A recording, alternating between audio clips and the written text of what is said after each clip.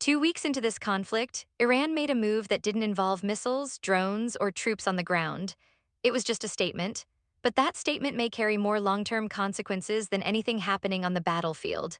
A senior Iranian official announced that oil shipments through the Strait of Hormuz would only be allowed if they were paid in Chinese yuan instead of US dollars.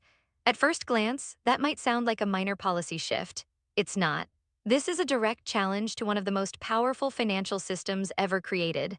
For decades, the United States hasn't just been a military superpower, it has been the center of the global financial system. And a major reason for that is the way oil is traded. Most countries don't think about it, but oil isn't just energy.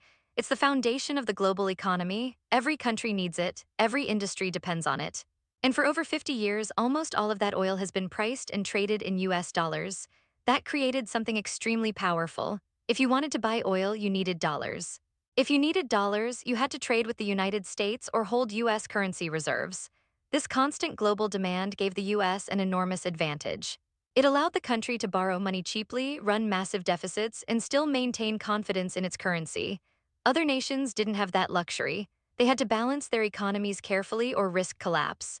But the US could spend on wars, infrastructure, and global influence without facing the same immediate consequences. That system didn't happen naturally, it was built.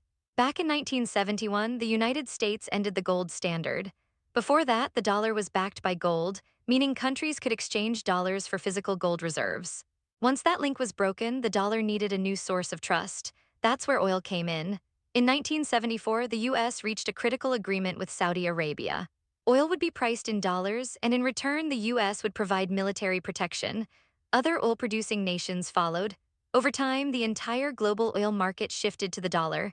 This became known as the petrodollar system. It turned the US currency into something more than just money. It became the backbone of global trade. Now fast forward to today, Iran is trying to disrupt that system. And they're doing it at one of the most important choke points on Earth, the Strait of Hormuz. This narrow stretch of water connects the Persian Gulf to the open ocean. Around 20% of the world's oil passes through it. That means any disruption there has immediate global consequences. Prices rise, supply chains tighten, governments start to worry. Now imagine controlling that passage and setting new rules. That's what Iran is attempting.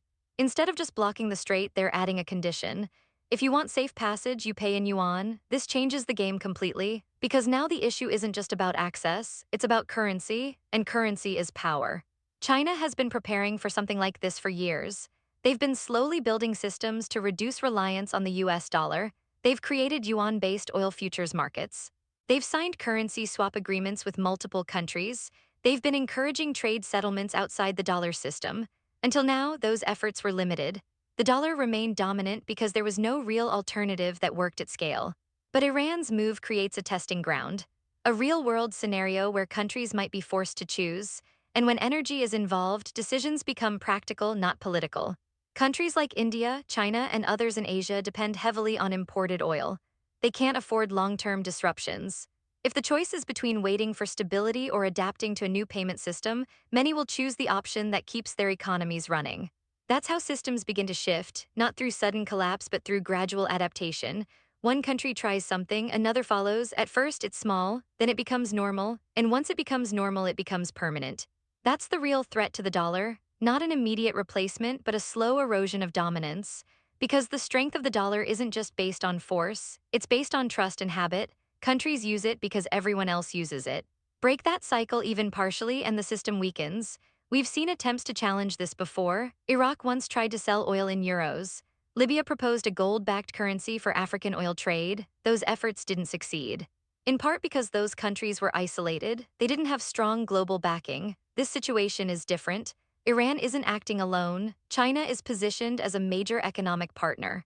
And unlike past attempts, this isn't just a proposal, it's tied to a real, immediate need.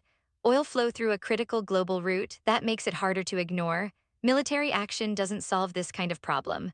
You can't bomb a currency system. You can't force countries to prefer one form of payment over another if an alternative works. That's what makes this situation complex. The battlefield is no longer just physical, it's financial. And financial systems are harder to control once they start changing. If even a portion of global oil trade shifts to yuan, the long-term implications are significant. Demand for dollars decreases, that affects borrowing power. It affects global influence. It affects how easily the US can project economic and military strength. This doesn't mean the dollar disappears, far from it, but dominance doesn't have to end completely to lose power. Even a partial shift can reshape the global balance, and once momentum builds, it becomes difficult to reverse. Markets adapt quickly, governments adjust policies, businesses follow the most efficient path. That's how global systems evolve. Right now, the world is watching, not just the conflict itself, but the economic signals coming out of it. Every decision made by major economies matters. Every oil shipment, every transaction, every agreement adds to the bigger picture.